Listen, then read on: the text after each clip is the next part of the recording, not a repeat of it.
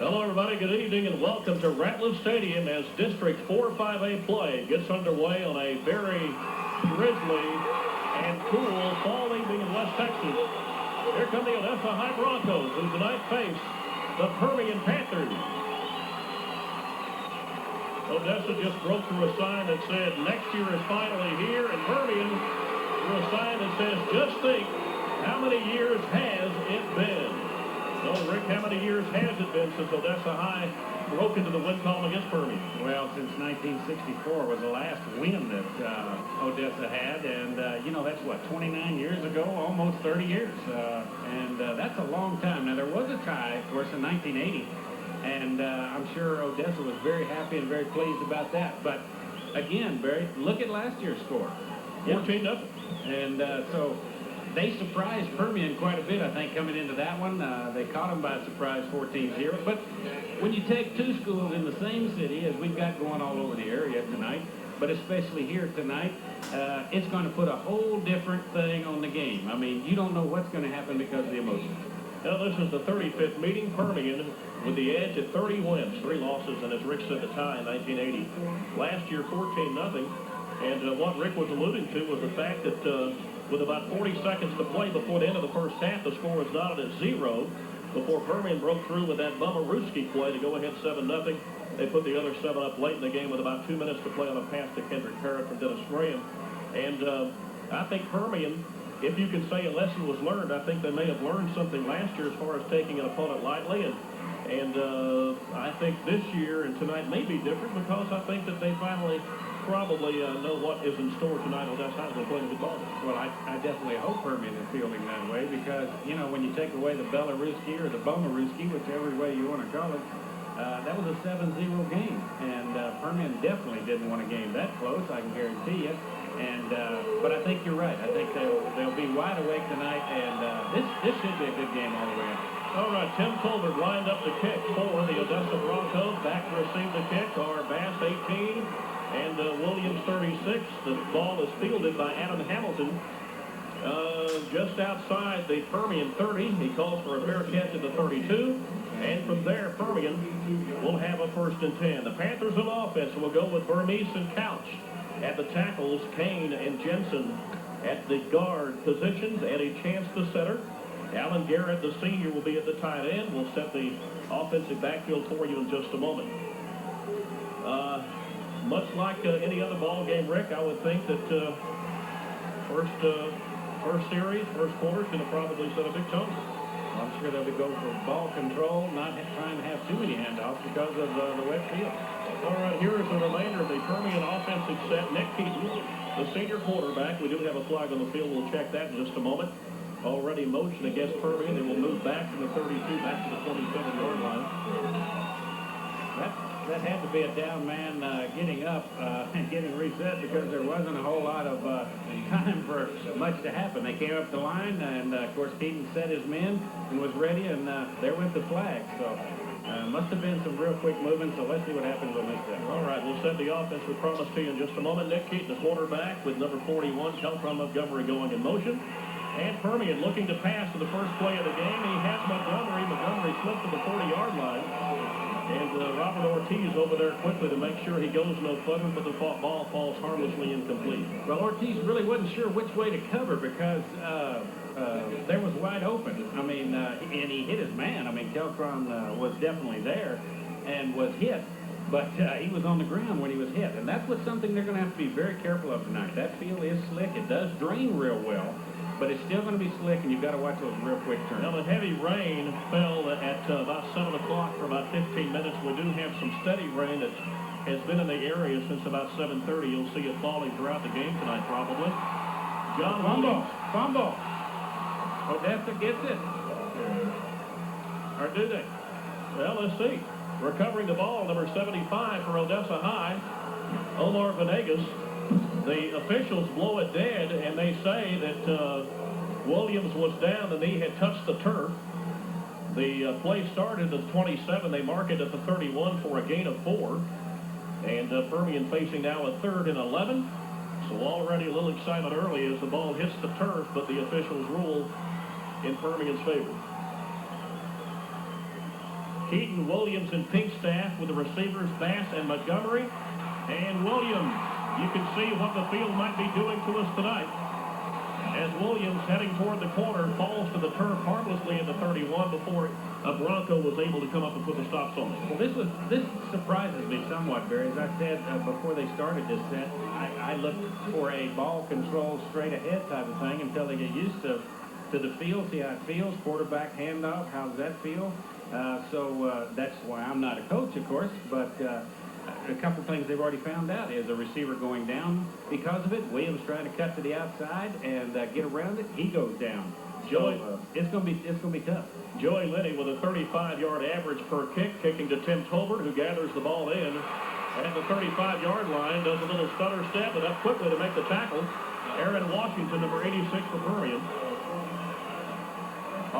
Yeah, that's right. And it was not, at that point you weren't sure who was going to make the tackle because the Odessa receiver was trying to figure which way was he going to go, and he starts slipping. They just can't control themselves. So there's no telling what's going to happen this evening. It's going to be a wide open game. Yeah, the punt for Lenny almost the average at 34. And Odessa High will have their first opportunity from their own 39-yard line. Here's the former Permian player, Ronnie Parrott, getting the start at fullback tonight. The only Odessa player to top 100 yards this year. And Parrott tries the inside of the Permian line before the tackles come up to make the stop after a gain of only a yard. Well, there he ran into Wharton and Jensen, and I'm sure they said, hey, you remember us? You know, as they patted him as he gets up, you know. The quarterback is Butler. Courtney Butler took over for the Broncos in the first game of the year against Alamogordo after an injury to Aaron Rodgers put him out. The pass intended for Tony Bass coming out of the backfield. Bass has caught 4 passes on the year, but this one falls incomplete, and Odessa now will be facing a 3rd and 9. Well, Hamilton moved, of course, out to pick up the back coming out and from his linebacker position. He was in the area, but he slowed down when he saw the pass was just totally out of reach. Here's the Panther defense. The ends are Jensen and Pinkstaff, Waters and Horton. The interior men, Hamilton, Garrett, and Cooney. And the linebackers will hit the defensive backs after this play, punt or no. Back to pass is Butler. Butler looking upfield, and he has Tito Brito, who picked off a pass last week up at Amarillo, but this one falls to the turf.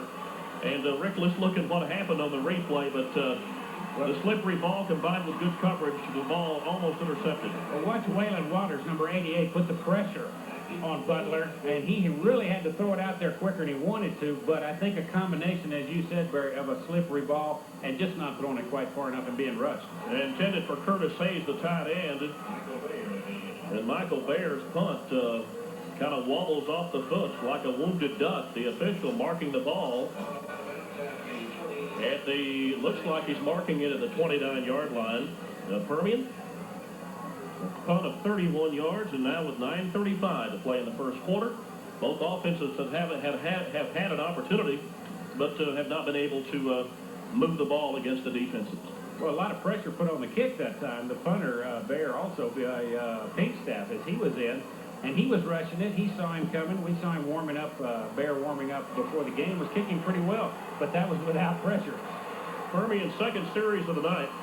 Nick Keaton up under center from the 29-yard line. The pitch is back to Williams, the senior fullback, and the middle linebacker Carrasco, number 44 there, along with number 21 for the Odessa Broncos. Up quickly is Sam Reed, who had a great game last week in that big win against El Paso Eastwood, pushing pressure on the quarterback late to seal the victory for Odessa High. Well, he also ran into Jesse Carrillo, the 260-pound senior, right up the middle there. Yeah, that's a big young man, and that'll stop most runners. Ramirez and Carrillo in the center, Lavario and Solly on the ends. The linebackers are Cervantes, Carrasco, and Roberts. Here's the pass to Pinkstaff, and from out of the backfield, Pinkstaff makes his first reception of the year. This will be good enough for a Permian first down as the gain is all the way out to the Odessa 41-yard line. They're going to make that a gain of 9 There's something you don't see very often, Rick, is Permian dropping back to pass and throwing to the man out of the backfield. Well, again, I think they're not wanting to try and throw it harder. You know, when a quarterback really has to throw a longer pass, he grips the ball sometimes harder, therefore loses a little control. This one's just a controlled flip, and I think that was how it worked. Well, he flipped it for 9, and that's good enough for the first down of the game for either team. This for Permian, and they're from their 41-yard line. Here is Williams. Williams bouncing outside. Couple of early hits, and what finally brings him down is the safety, Ron Williams, number 33, up quickly to make the tackle. You have to wrap up John Williams, you know, by his feet. If you try to hit him high, Rick, chances are he's going to bounce off if you keep going. Well, yeah, you're right, and it took Berzosa was the first one to meet him after he broke away from the middle of the pack, bounced off of that group of young men. Berzosa tried to grab him up high and couldn't, so it had to be finished up with some help. Now the safeties, Williams and Blackwell, with Ortiz and Berzosa that we just mentioned at the corners for the Odessa defense. Here's the pitch back, and we have the tailback with his first carry of the night and his first in 2 weeks. That's Greg Pinkstaff. Pinkstaff did not have a carry last week against Amarillo, and this one's all the way out to the Odessa High 48-yard line. And a gain of 6 for Pinkstaff, who coming in averaged 6.3 per carry, 7 carries for 44 yards. Main man, of course, the backfield, John Williams, has 92 carries. And all the other guys together, Rick, and they don't have 20 carries among them. Cervantes, the big man there, 185-pound linebacker, in to make the stop on Pinkstaff. And Pinkstaff's big gain, good enough for the first, as Pinkstaff again has his number called and has to fight off Marcus Anderson into the backfield. Boy, that's a hunk of beef. Senior 240, goes both ways, and a definite Division I prospect for the Broncos. And you can see how, as he fought off that block and got back there, really made a mess of things. Well, a very nice run by Pinkstaff, because you're right, Anderson had a very good chance at him. One slight little move by Pinkstaff that threw him off just enough, and again, the slick field, he couldn't adjust. Anderson couldn't quick enough, and that saved a loss. Now the tight end rotation back in as Waters comes into the ball game. He is split on the wide right in the middle. I take that back. That is Keltron Montgomery, and Montgomery with the toss out for a short gain up to the 43-yard line, gain of only 4, and will leave Permian with about a third, and looks to be a long 5. On the scoreboard officially 4, but we're going to call it a long 5. Keaton does that so well, Barry, and he does it so quick. He tries to catch him off guard, and he does it many times with that little quick out. But what Keaton does so well is, as soon as he gets the ball, it's almost standing up right where he is and throws it real quick. His delivery is awful fast. J.C. Kidd in the ball game, now number 15, at the far end of the pass is intended for Kidd, and Kidd has it. As he breaks down the field inside the Odessa High 20, this will be a gain of 25 yards. And Rick, what they did, they snuck in the senior wide receiver, number 15, J.C. Kidd, put him on the line as a tight end position. Watch him sneak out and get the ball away from him. There he was. And again, you notice that pass, Barry. It wasn't a long pass downfield. And when you look at that replay and you see Keaton, he's just doing a very nice, soft little touch out there to Kidd. And that's the way it works tonight. They're taking real good care of how they handle that ball.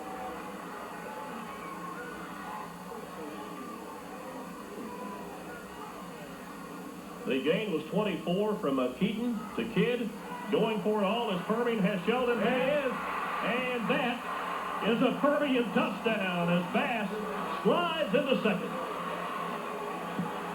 What a combination as Sheldon Bass grabs his 4th touchdown of the year. He was shut out last week and scored each of the previous 2 weeks, and now Keaton and Bass with that combination once again. Well, see if we can see Berzosa, who's trying to cover him. Look how far behind he is. I mean, he had at least 3 steps on him, and there was no way. With such a soft touch.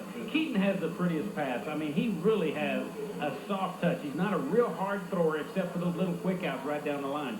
But it's worked tonight. And a point attempt by Eric Stevenson between the uprights as Permian now breaks out on top. As the rain has suddenly stopped at Ratliff Stadium, and as Permian with 6:16 to play in the first quarter with a 7-0 lead. The Permian drive goes 8 plays, it's 71 yards, and uses 3:19 off the clock before Keaton hooks up with Sheldon Bass for both of them. Their 4th score of the year. Keaton has thrown his 4th, and obviously his favorite target, Bass, as he has caught all 4 of them. Bass with 14 for 190 coming in, and now Keaton, after suffering through a rough week in Amarillo last week, is 4 of 5 for 57 yards and the 20-yard score. Yeah, tonight Keaton really looks like he has it together, and again, I think there's this matchup, the emotion, the want of not being the team that the streak is broken with, I'm sure, has got it going for the Panthers tonight.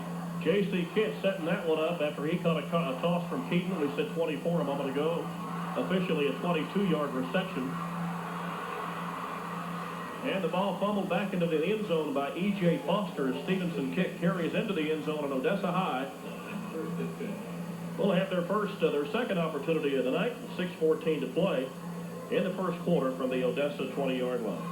Well, I think something to watch in this series of downs for Odessa is to see what they do different, if anything, to attack. Because now, as you say, the rain is quit. The field's still a little wet, but the field drains very well.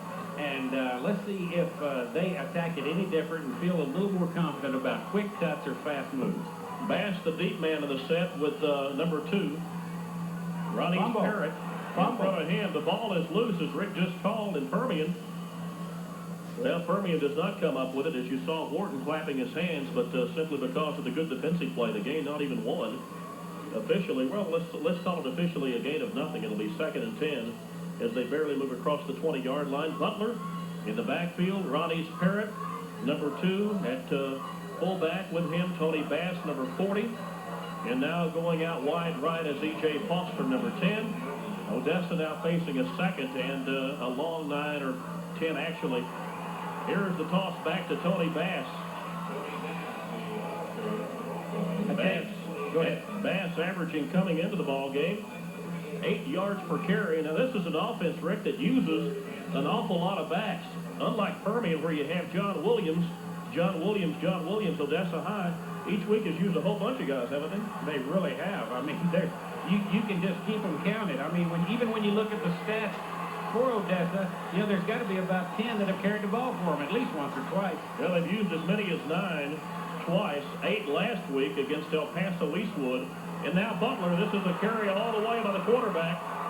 And Butler will have what he needs for the first as he is all the way out to the Permian 34-yard line. Let's watch and see, Rick. This was not a pass play at all. This was a run intended for the quarterback all the way. Yeah, it was designed that way. You can see, watch the way he keeps the ball, but he hides it well. See, he had all the line in, and he's pretty quick. You know, he's got long legs, and he was out there. If it hadn't have been for Bass, no telling how much further he'd have gone. No, a great job of deception by the quarterback, Courtney Butler, Jr., 170-pounder, as we told you, pressed into duty with the injury of Aaron Rodgers, who as of this week, his knee was 77%, but probably will see no playing time tonight.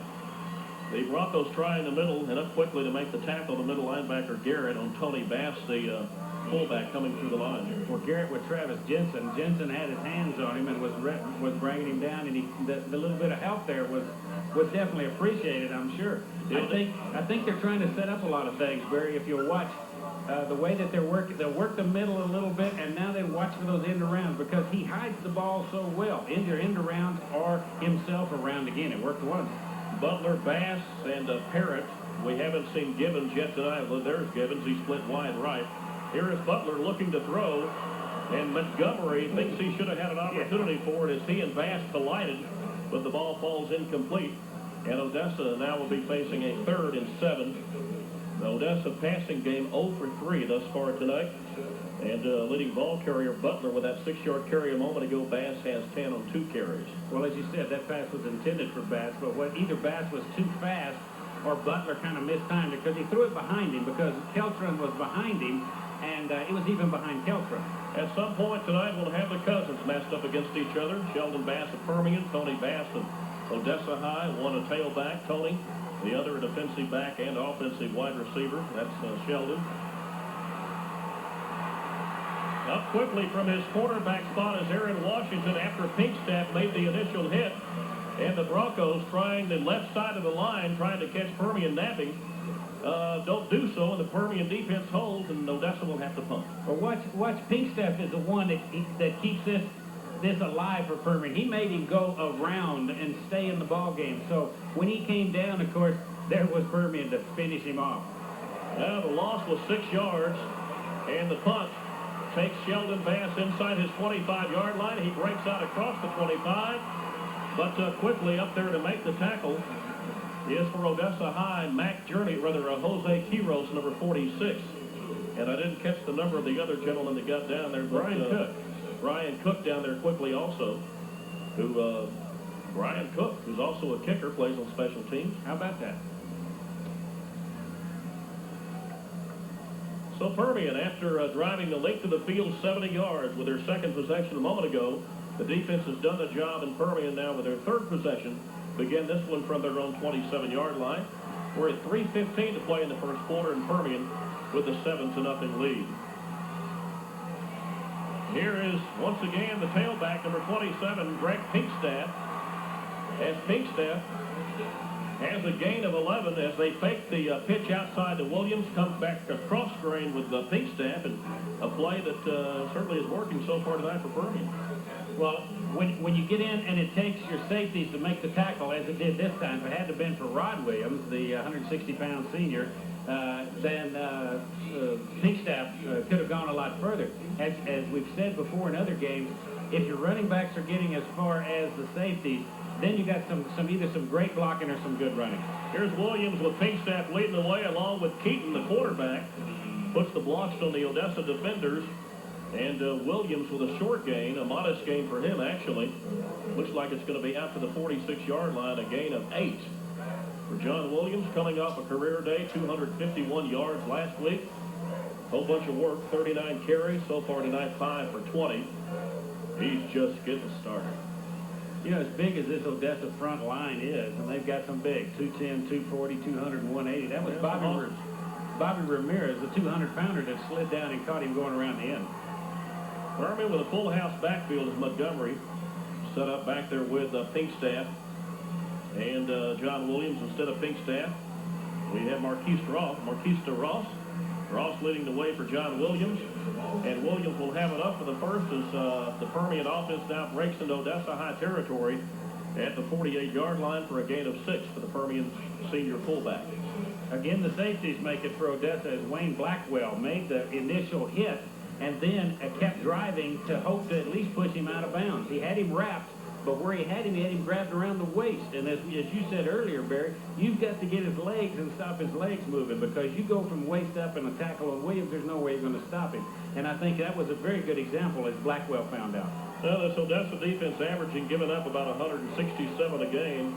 Permian averaging 236.7 per game. Rushing, so something has to give Permian 327 total offense on the year on an average. First pass completed to Sheldon Bass tonight, and his counterpart number, Lorenzo Versosa, number 18, has been studying some film, and he comes up and makes the tackle before the senior can break away. As a gain officially of nada, as Permian now will have a 2nd and 10. I'm sure Bass, out of the corner of his eye, as he turns sideways and faces Keaton, knowing the pass is coming, out of the corner of his eye, I'm sure he sees Versosa coming up, because Versosa played up a lot closer on him that series of down, and here he came and made the hit almost as soon as Bass got the ball. Well, I said the first catch by Bass tonight, obviously not, as he caught the touchdown pass a moment ago. Here is Keaton. Yeah, there he rolls left and tries to hit the tight end, coming back across Garrett, and Garrett was just about beheaded by a medieval knight as he came across the field. And here comes the yellow hanky as Ortiz got there just a tad early.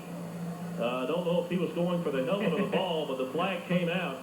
And if that's the case and they call pass interference against Odessa, it'll be 1st and 10 for Permian inside the Broncos' 35-yard line. Well, he definitely wasn't going for the ball, and I don't mean he did it maliciously, but what he had his head down instead of keeping his head up to see if he actually was even going to catch the ball or the ball was near him, because the ball was not near him.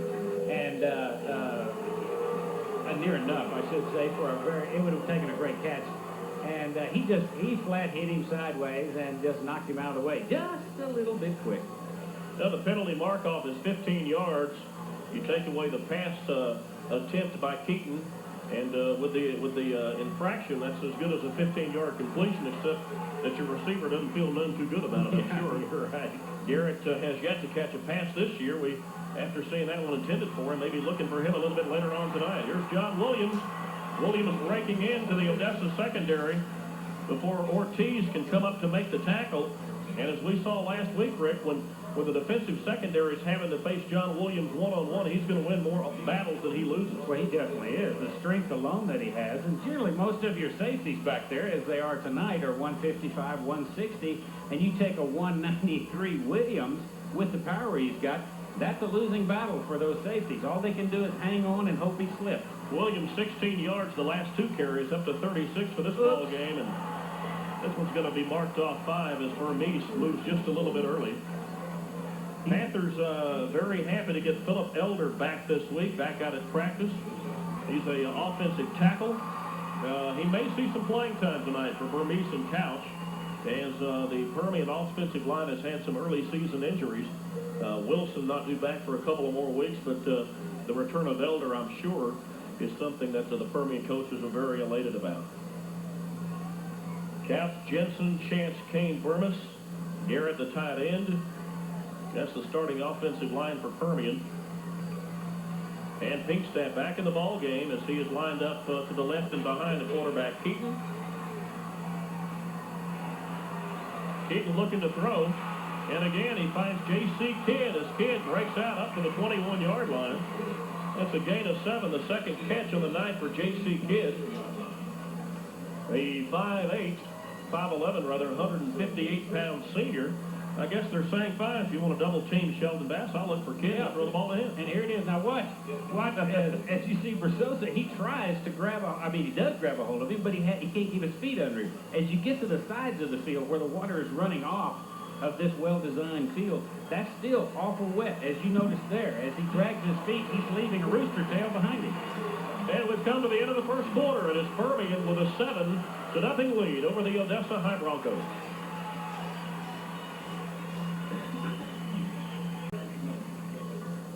A capacity crowd of 20,000 whose spirits have not been dampened by the damp weather. As we told you earlier, we had a huge rainstorm hit about 7 o'clock. In fact, from our perch high above Ratliff Stadium, we saw a lightning bolt hit out south of the stadium between Ratliff and the mall area that just took something on the ground and just kind of grabbed a hold of it like a rattler and wouldn't let go. Apparently none the worse for wear. Pinkstaff getting some work tonight as he carries inside the 20-yard line. That was a second down play for Permian as we begin the second quarter of play. They started that from the 22-yard line. The gain by Pinkstaff will be down to the 18. The gain is 4. And for Pinkstaff, who had not a carry last week, 4 for 22 and coming in. Pinkstaff had carried 7 for 44. That's an average of 6.3. John Williams, 92 for 599. I'll tell you a story about Williams here in just a moment. And if you're a subscriber to the Dallas Morning News, you will be aware of already. If not, we'll enlighten you a little bit. Here is Keaton back to pass. Keaton has not been sacked this year. And Odessa doesn't get to him, but more importantly for their defense, he does not complete the pass to Bass as Bass slides through the end zone. The Odessa defense is held, and apparently Permian will be going for the field goal opportunity. That was a third down play. Permian will have a 4th and 6 from the 18. And to kick for Permian will be Eric Stevenson, who, after a rather hot beginning, had a field goal against El Paso Coronado with 37. Well, he's kind of misfired since then. He's missed 3 in a row, including last week against Amarillo. This will be laid down at the 25. The attempt will be from 35 yards away. Stevenson has it up, and it is through the upright for 3. Beautiful. Well, what do you say? You go and talk bad about a kid, and he goes and sticks your foot in your mouth for you, doesn't he? Well, he heard you, I'll tell you. And then he said, I'll show him. Eric Stevenson with a second field goal in 5 opportunities this year from 35 yards away, and Permian extends their lead to 10-0. 11-12 to play in the second quarter.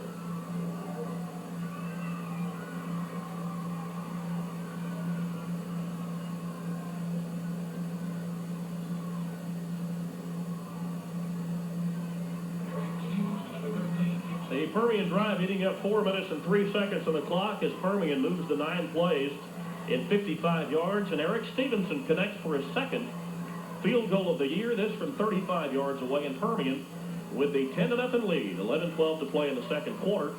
And Rick, after the initial feeling out of the offenses and defenses, Permian, last 2 possessions, 8 plays, 71 yards TD, 9 plays, 55 yards field goal, and offense is beginning to correct things up a little bit. Stevenson kick will come down to E.J. Foster inside the 5-yard line. Foster breaks across the 20, and he's all the way out to the Odessa 40-yard line. E.J. Foster once again exploits the Permian return team, rather kickoff team, for big yardage as Odessa breaks out to the 38-yard line. And the red and white are raring to go. Well, in fact, it took Eric Stevenson to make the stop. Definitely thought he was going to break that one all the way. They say that he caught the ball on the goal line and returned the ball 37 yards out to the 37. In at quarterback is Aaron Rodgers. Aaron Rodgers, the senior that we mentioned earlier, hurt against Alamogordo. They had the MRI testing a couple of days ago. They had him listed at 77%. Said he would not play tonight unless he was at 95%. Well, he may have made a remarkable recovery as the pass is completed to Russell Collins. And for Collins, his second catch on the year. And for Aaron Rodgers, his first opportunity to play since that Alamogordo first quarter injury.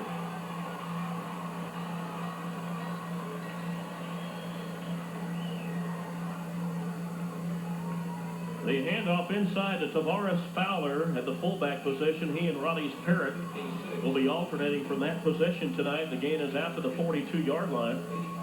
Aaron Rodgers, let's talk a little bit more about him. 2 of 3 for 28 yards in that first game. He also rushed for 9 yards, hurt his knee. Didn't really know it was hurt, just wasn't feeling too good, and he finally came out, and we found out later that a little more serious than they thought. He was not expected to return until week 3 of the district races. And here he is hitting Tim Tolbert. His favorite receiver, the senior 170-pounder, has found his seam in the Permian defense. And Rodgers has brought a spark to this Odessa Bronco offense, Rick. Sometimes that'll happen. You know, that's a change in some of your backs, some of your receivers. And here he comes out. As you can see, a very strong arm and cutting across the middle, of course, with a very fine catch was number, what was that, 40? Let's see. Yeah, that was Tim Tolbert. That's exactly right. The 14th catch of the year for Tolbert. They will go to him in very critical conditions and situations. And this one intended for Gibbons. The brother of Brad Gibbons, Keith Gibbons, a junior 170-pounder coming out of the backfield. And the ball falls incomplete. The pass play a moment ago was good for 21 yards from the quarterback Rodgers to his favorite wideout, Tim Tolbert. Well, this has really juiced them up, as you can see, because things have worked. And when things have worked for a few downs, you get excited.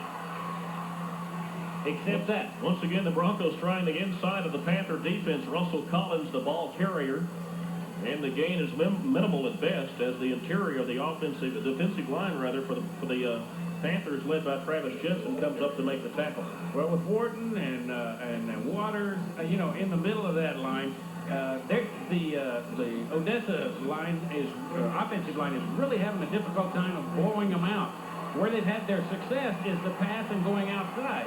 And that's what they're probably trying to stick to, but they got to keep them on it. Now, the Panther defense has held the Broncos scoreless since the third quarter of the 1990 game, and now the Broncos are threatening, but Travis Jensen, on the pitch out to Gibbons, was able to grab a hold of some jersey, and with the help of a slick turf, just kind of nosedive him into the turf and slide across the wet field. Well, it's kind of like a clothesline, because that's exactly what he looked like. If you watch, Travis grabs a hold of the very back top of the jersey there, and drags him down from behind as they slide, almost like they're on ice, into the sideline. Well, the Broncos going for it now on 4th and 6. They have to reach inside the Permian 24-yard line. Rodgers with a deep drop back as he tries to hit the screen pass, but it does not fool. The Panthers.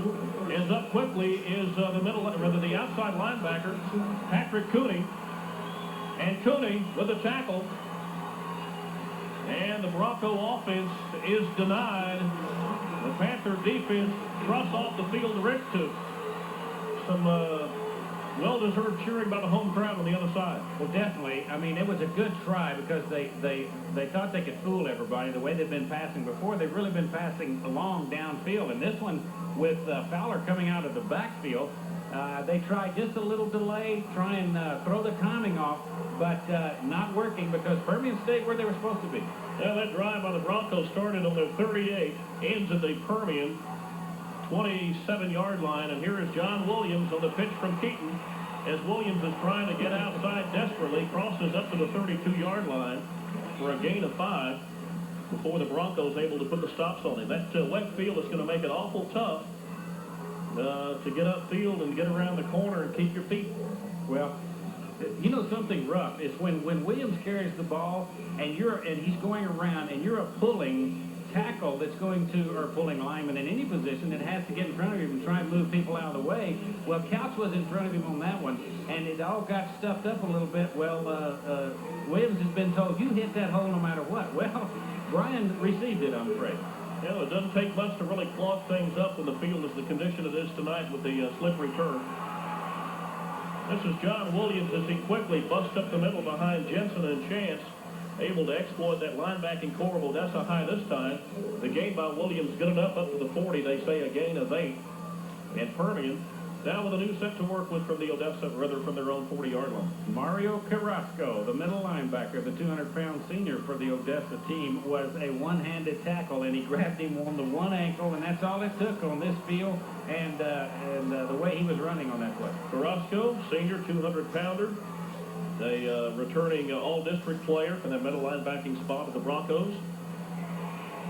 Williams again, he's trying to get outside. He does make the corner.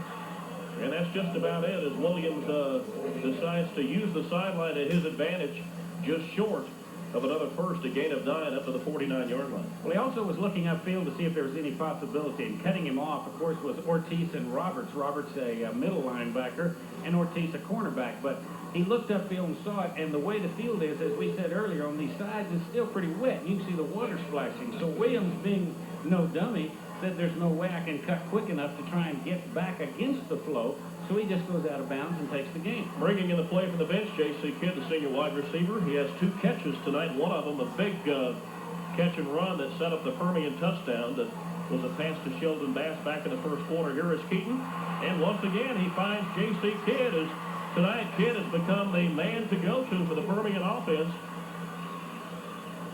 That gain for Permian all the way down to the 32-yard line of the Broncos, a gain of 19 for the Panthers. And we're going to have Keith right quick total up. Let's see what we have for Kidd tonight in the receiving category. We know that Bass has a couple of catches. One of them, of course, the big one, the 20-yarder for the Permian score. That came back with 6:16 to play in the first quarter. I mentioned an article in the Dallas Morning News about John Williams. I promise I'll get to that in just a moment. 48 yards for J.C. Kidd on 3 catches tonight. Having a great night here at the ballpark. Coming into the game, Kidd was 2 for 11 after a 9-yard catch on 1 catch last week. Here is Williams again, and Williams will be inside the 30 of Odessa. They're going to mark at the 28-yard line. Well, you've got some different players moving in and out on defense. Making the stop that time was Sam Reed, 170-pound senior, who we haven't seen before any earlier until now. And they're moving some people around, whether it's drying out uniforms or just trying to get a better feel. Split wide left is Keltron Montgomery. Wide right is Sheldon Bass. The backfield, Pinkstaff and Williams behind Keaton. And they're going to try to crossbuck play. Here is Pinkstaff. He's really good at that run toward the man and spin back, but this time only good for maybe a couple of yards down the 25-yard line. All right, let me tell you about the article. In the Friday Dallas Morning News, they had an article about John Williams and Jared Douglas, that fine running back with Converse Johnson. They were saying that the article from the AP was saying these 2 guys, the best guys in state, and they both this year have an opportunity with 2,000-yard plus seasons to rank in the top 2 all-time in Class 5A rushing for a career. Now, that's quite an accomplishment for either one of these kids, Williams and Gerard Douglas. And, of course, we'll follow Williams and Douglas' progress throughout the year. This pitch back again to Pinkstaff, and Pinkstaff looks like he has enough. He does for the Permian first. And so the 5-yard carry takes him down to the Odessa 21. The Panthers, after opening the game with the opening kickoff, they moved from their 32 all the way back to their 31. They lost a yard that first drive, kind of like last week against Amarillo. And then since then, they've kind of cranked things up. Second drive, they started at the 29, moved to 71 yards for a score. Next time, a 55-yard play, 55-yard series, rather, gained in the field goal from Stevenson. And now, starting from their 28, Permian is with this pass play down inside the Odessa 15. And Sheldon Bass has the pass from Keaton. And down to the 18-yard line for a modest gain of 3. If you watch that one real close, Bass definitely ran a beautiful out pattern. But when he turned around, curled in, and stopped, you could just see him kind of cringe because he knew the hit was coming, and sure enough, Versosa was there. But he just kind of ducked this without even seeing. He had that feel. Keith corrects me. The gain is 8 and not 3, as I said, as the gain is inside the 15 to the 13-yard line. Once again, Keaton looking back. He's looking for Montgomery. And there is a Permian touchdown. Barry, there's no way you can defend against that. Versosa was right there with him. I mean, how many times do you see this in the NFL, Rick, where you just throw it up and the offender knows where the ball is, the defender has no idea, and it's at his mercy. If he's lucky enough to put an arm up, he may can knock it away, without really knowing it. But chances are the offensive guy has the distinct advantage, and that works for a Permian 13-yard touchdown play from Keltron to Keltron Montgomery from the quarterback Nick Keaton.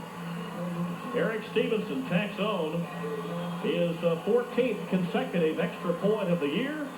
And now with exactly 4 minutes to play before halftime, it is Permian who has jumped out to the 17-0 lead.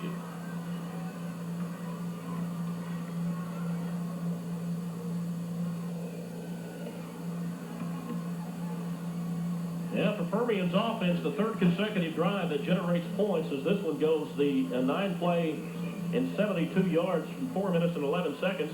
And Keltron Montgomery with his first touchdown catch of the year for Nick Keaton, his 5th TD pass of the year. And this is almost a rehash of what happened against Temple, Rick. Yep. 9 of 11 for Nick Keaton for 97 yards. And we have 4 minutes to play in the first half. Now, this follows a very rough and ragged game last week up in Amarillo where the receivers and the quarterback never could really make connections.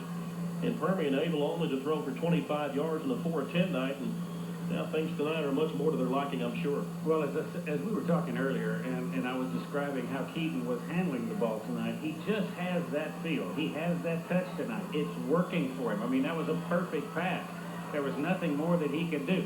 I think this set of downs is going to be a very important set for these Odessa Broncos because they've got to stem the tide now.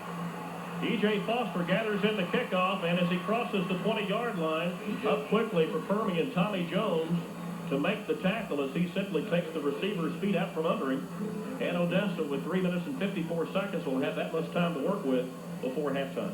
Well, E.J. 2 times has had the opportunity to possibly break loose on 2 of those run backs now. So I think that's something they better think about at halftime is keep an eye on him because he could break it any time. But as I say, I think the importance right now is for Odessa to at least get some points on the board before halftime. Aaron Rodgers back under center. Rick, does that surprise you with the field conditions like they are and Aaron Rodgers having the knee problem to be playing tonight?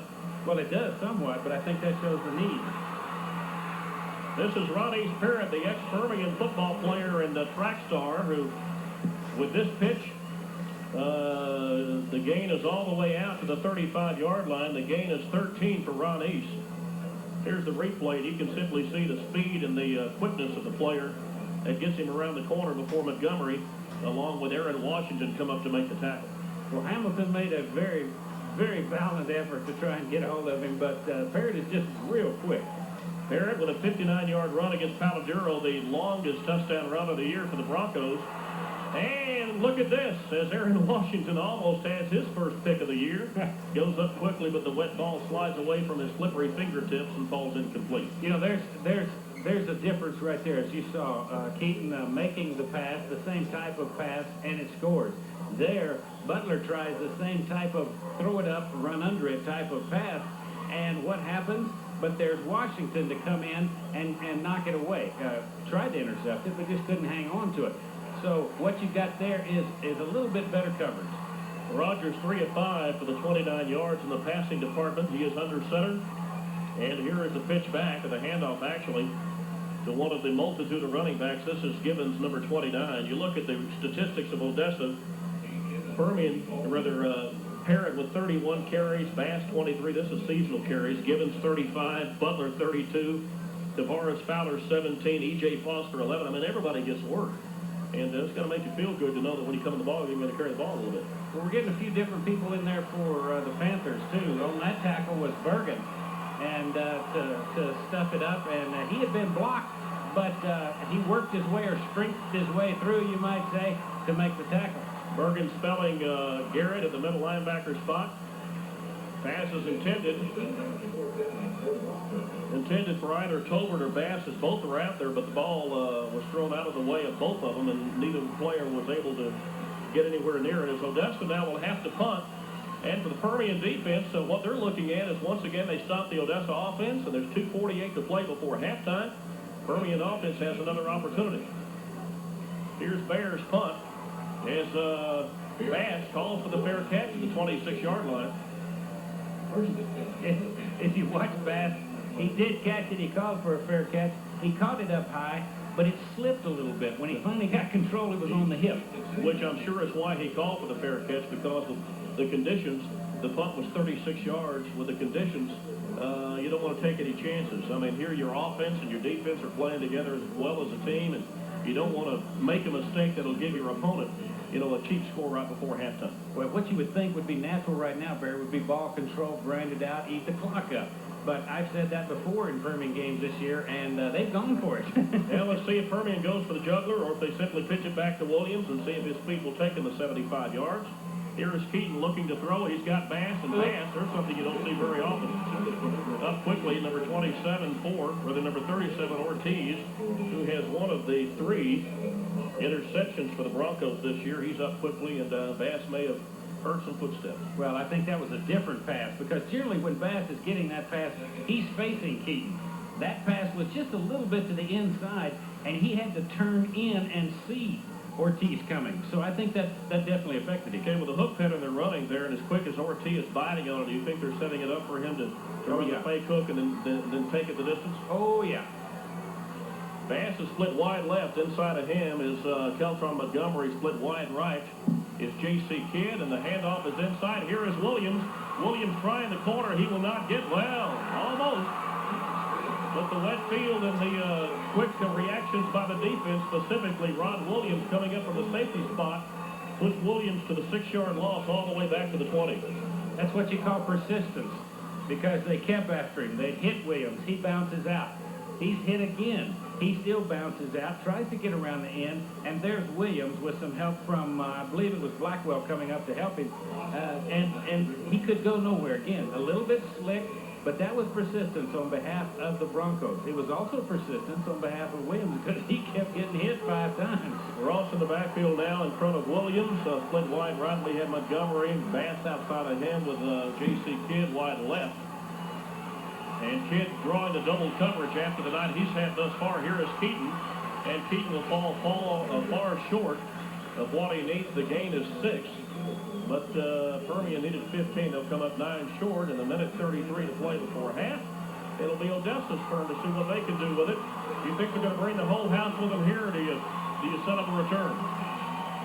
Well, I think you try and get it back I think you try and block the punt if you can, because I'd rather have it down in this end than let them punt it and try and run it down on this field. And I think there's a timeout. We're going to think about it. Now, there is a timeout in the field with a minute and 16 seconds to play before half, and Permian leads this one at Ratliff in the opener of district play, 17-0.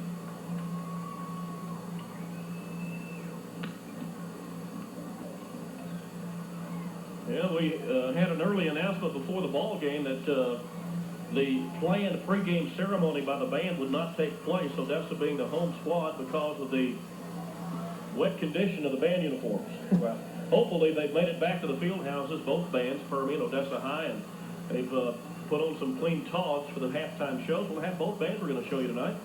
Both what the Odessa High band has for us and what the Permian band has for us for a halftime show.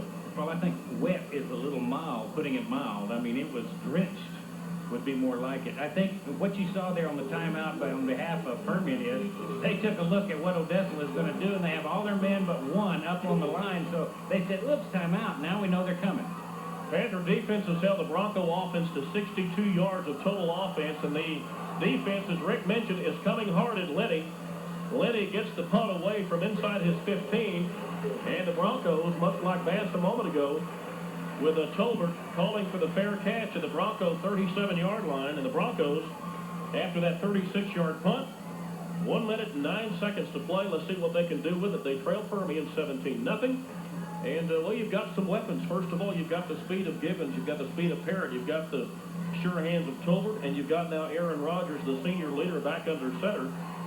And The problem is you've got the Permian defense on the other side. Oh, my goodness gracious. pass intended for Curtis Hayes, who has 2 catches coming in, and he just about got his melon knocked off. Watch this one, Rick. Watch the hit by Washington. Ooh! Now, see, he says he caught it. You see him turn over, and he says, Mr. Referee, here it is, I've got it. Well, it's awful close, because when he was hit, he hits the ground. He did have the ball, but the ball's in contact with the ground. And so he flips over real quick. I mean, it was a very good try. Well, I'll tell you, Aaron Washington is really impressing me early in this season as he has made big hit after big hit. Here is Parrott. And who makes the tackle? Again, Washington. Aaron Washington.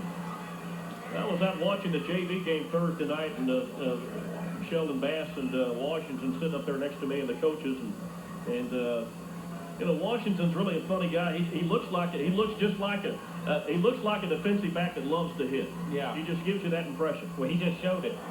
He broke it up again. This one's intended, I believe, for Pando. The pass intended for Donnie Tarango, number 82, instead of Pando, as I called. Pass again falls incomplete. Odessa took over with 1:09 to play before the half. The passes fall incomplete. Now 35 seconds remain. And Odessa now, once again, will have to punt the ball away. And Permian looks like, well, they're not going for the block. They're setting up the return. If the ball can be put away quickly, and Sheldon Bass, as he gathers the ball in, well, he's going to let it bounce. Probably does the wise thing as the ball bounces down to the 18-yard line. Permian now with 26 seconds will have one more opportunity. Did that last series for the Broncos bother you at all, Barry? And my question being that 3 times in a row, which side did they go to? They went to Washington's side. And you know, the first time Washington killed him, and the second time he broke up the pass. And they went ahead and tried it one more time to Washington. I mean, I figure if a guy's hurt me for 2 times, I don't know that I want to give it to him. The third, there's going to be a point in time where those receivers get back to the huddle and say, look, can we run another route? Yeah. By the way, Keith Ragnar, our statistician, has pointed out that the Permian band has arrived. The buses are pulling into the parking lot. About 25 seconds to play before halftime. Well, Williams tries that right side, and here again we get still a little bit slick over there, and he tried to stop and stutter step as he does so well many times, and it fakes out the defense most of the time. But he stopped, and his feet kept going. That was the other part of the problem. Yeah, the Broncos doing the best job against John Williams so far this year, but the Panther defense doing a great job also. Unofficially in the first half, 62 yards of total offense for the Broncos. The Panthers look like they may have, I believe if my math is correct, about 191 yards worth of offense in the first half. We have reached the end of 2 quarters of play. We have a great halftime show lined up for you. As we go to half, we can tell you it is Permian with the lead at 17-0. Welcome back to Ratliff Stadium. Sorry we couldn't bring you a halftime show featuring the 2 bands. The Permian band arrived for halftime as the teams were leaving for the dressing room. And I guess because of field conditions, I can't see why they would hurt the AstroTurf, but for whatever reason, Neither band elected to march tonight. They just kind of had a battle of the bands and the battle of the fans from one side to the other. That's kind of entertaining. Well, that's what this whole thing was set up to do, the big battle. And you get both sides. At halftime, you had both sides trying to out-yell the others, the mascots wrestling in the middle of the field and trying to outdo each other. And then it ends up, now you've got the battle of the signs, Barry. All right, Cliff has a shot on the Permian side. There's no battle when we're in the saddle. And I think Shackelford has a picture of the Odessa sign we'll show you in just a moment. This is a very creative one. Visine can't get this red out.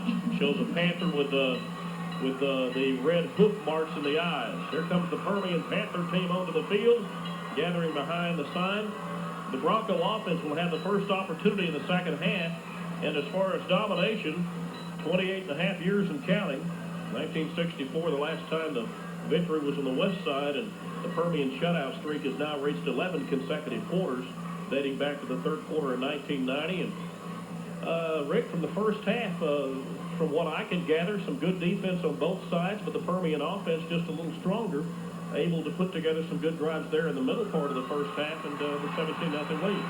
Well, I think one of the big things we saw was the Panthers were able to, one, have the threat of Williams running, and of course Pinkstaff did a lot of running in that first half. But then you also have the threat of Keaton, and as we talked about earlier, Keaton had a little rougher time in Amarillo last week than he has this time. He seems to have it all together. He's on, he's got the touch, and everything working this evening. On the other hand, you have the Broncos, who have tried a multitude of things. Some passes have worked. There were one or two very pretty passes, and that were completed across the middle, and but it was so sporadic. I think they're just sputtering. I think it'll be very exciting to see for the second half. When you try and think ahead, is Odessa going to come out and go for everything? What have they got to lose but the game? Well, you're talking about Nick Keaton. He had a great time against Temple, 12-13, 152. Not so hot last week, but tonight, Rick, as you mentioned, he's really on the money. 97 yards, 9-12 in the passing department. The Bronco offense rather, only able to muster 63 against the Permian offense. The leading ball carrier for the Broncos in the first half. Parrott 5 for 10, and Bass also 10 on 2 carries. And for Permian, John Williams bottled up a little bit, 13 for 58. But more importantly, on the scoreboard, Permian, as we begin the second half, has the 17-0 lead. And a very important opening game of district. You don't want to get off on the wrong foot. You want to certainly win, whether you're Permian, Odessa High, Lee, Midland, Abilene, Cooper, whatever. Angelo's still playing a non-district game this weekend, but after this weekend, things kind of begin to shake out a little bit, and you have some stragglers and some guys that are king of the hill. Well, I think you're going to see a lot of strength break out, or at least you're going to see some strength break out. You know, a lot of people are talking about the Broncos team, that they have a good possibility of being that number 3 team in district this year, and that would be a big accomplishment for the Broncos, as they've come a long ways. Of course, everybody predicting the number 1 will be the Panthers. The number 2 very well could be the Lee team, or that's going to be another big one down the road, I'll tell you. Lee and Panther. It's going to shake out pretty quickly because Lee and Angelo meet next Friday night over in Midland. Angelo will play Cooper the week after that. So there's a lot of things happening. Rather, Odessa will play Cooper the week after that. We're going to know a lot of things before October really gets underway as to how the district's going to shake out and who the representatives are going to be. The consensus, as Rick just mentioned a moment ago, Permian and Lee, and behind that, who knows? Odessa, Angelo, maybe Cooper. E.J. Foster will gather this one in at his 8-yard line. He tries to do a little sneaky move, but the sophomore Rory Couch up there quickly to make the tackle, number 60. And up there to help him out was Jibo Wright. I mean, he was shooting through. You saw them trying, the Broncos trying to build up a wall, and the wall just started getting torn down. I mean, there were Panthers breaking up crazy people there. Somebody didn't tape and bet it correctly, apparently, because it completely fell apart on them. Under center to start the second half, here is Aaron Rodgers once again. He will start the second half by handing off to Tony Bass. In the backfield with the quarterback, Aaron Rodgers. Let's see if we can pick up who his backfield mates are. Rodgers making his return to the field for the first time since the injury, as we told you earlier, against Alamogordo, New Mexico. Also in the backfield, in fact, Courtney Butler was in for the Broncos on that play, and he comes trotting off the field. Maybe they're trying something a little sneaky. I think they better watch because there's no telling what Odessa's going to do. I mean, the Broncos, they've got to go after it. Here's the pitch to Gibbons, and Bass, along with number 56, Jensen, aren't fooled at all. There is Waters piling off the bottom, along with Morton and number 45, Eric Williams, who's starting at defensive end here early in the second quarter for their second half of the Permian Panthers. Watch the loneliest man in the world. I'm by myself. that has got to be the scariest and loneliest feeling. You say, I can't go this way, it's blocked up. You turn around and you said, well, it's over now. That's one of those things. You get back to the huddle and say, all right, who done it? Yeah. Who let your man through? We'll set the Permian defense for you in a moment. Broncos a little conservative, and the ball just about pops out of Gibbons' hands. He's able to gain control of it. Here's the Permian defense. We told you Eric Williams and Pinkstaff. It is Williams right now getting the call in the second half. Jensen, the other defensive end. Waters and Morton, the defensive tackles. Hamilton, Garrett, and Cooney, the linebackers. And the guys, the defensive backfield, Washington, Bass, Brito, and Montgomery. And for Bayer, he gets the punt away, and Permian should come away with great field position as Keltron Montgomery gathers in this punt at the Permian 40-yard line, as the punt is only 27 yards. And Permian will start with their best field position of the night inside Odessa territory at the Odessa 41 with 10 minutes, 18 seconds to play, and we're early in the third quarter. A little surprising to me, that series of downs. I mean, there was some conservatism in it, and I thought surely we would see at least a pass or two. Waters stays in the game as Garrett trots off the field. We'll set the offense for you for Permian in just a moment. Ned Keaton again, the quarterback, with Pinkstaff and Williams in the offensive backfield with him. Bass and Montgomery. And we're going to start off with a pass as this pass is completed out to Keltron Montgomery. Keltron had his first touchdown of the year in the first half on a 13-yard pass from Keaton. And the Permian Panthers coming out throwing with a 3.5-yard gain, facing a second and long 7 now from inside the Odessa 38-yard line. Nice open field tackle by Lorenzo Versosa, the cornerback over there. No, we've called Versosa's name quite a bit tonight, doing a great job of wrapping up and tackling for the Broncos from his cornerback position. Burmis and Couch the tackles, Kane and Jensen the guards, Chance the center. All of them blocking for John Williams. He goes right up the middle before he's hog-tied to the ground by, I believe that was Marcus Anderson, number 79. He's the All-American, All-State candidate. Senior 240. They say he should go to Division I, maybe playing for Tech or Miami or some big school program next year. Well, I'll tell you, Anderson has done a good job tonight, but he hasn't been as effective as probably the Broncos need him to be. I mean, he's being blocked by Jensen and Couch, and of course, Chance. They're doing a very good job on him this evening. Now the full house backfield with Bass split wide left. It's a tight formation as Pinkstaff goes in motion to block. Williams. Could he have come up with the ball? Yep. Seemed awful slow in turning around to pick the ball back up, Rick. It looked like he didn't expect the defender to be there, and what he was, it kind of caught him by surprise, and all of a sudden Williams had a jump on his back and gathered that ball back up. Well, it really looked as if he was afraid of slipping, because he was really taking care not to do anything real quick that his feet might have gone out from under him. He was very lucky he got that ball, because Odessa, as you'll see here in this replay, was right on top of it. Now, see how he's careful? Look at the player right there from Odessa, but he just overshot it a little. Well, apparently he took his eyes off the pitch from Keaton. The ball fell to the turf, but Williams able to get it back. And Permian's great field position results in no points.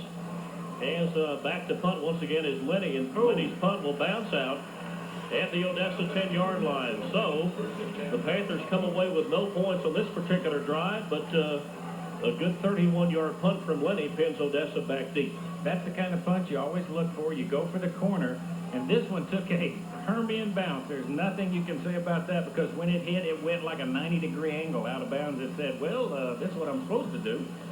The offensive line of the Broncos anchored by Roy Garcia, the junior 230-pounder, with Sanchez and Anderson flanking him as guards. The tackles are Savanzo Brito and Omar Venegas.